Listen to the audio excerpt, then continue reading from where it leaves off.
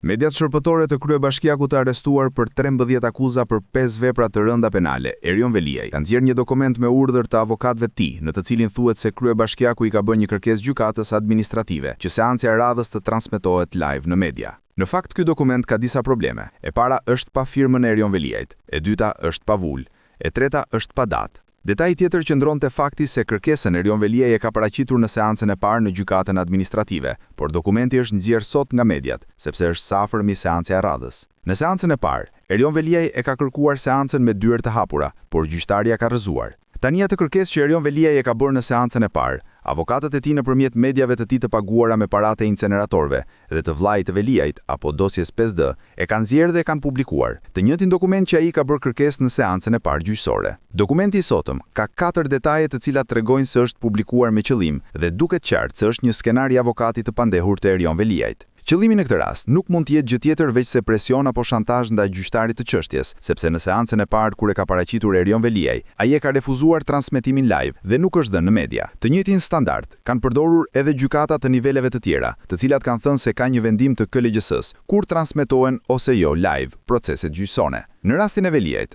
ai e ka kërkuar te gjykata administrative, por ajo e ka rrëzuar. Tani pas pak javësh nga seanca e parë, nxjerrim një dokument pa datë, pa firmë dhe pa vulë, por që kanë lënë muajin shënuar ku thuhet datë mars 2026. Kjo kërkesë është bërë në seancën e parë dhe tani mediat e Veliajt po e nxjerrin si presion për seancën e dytë ose për të prodhuar lajme.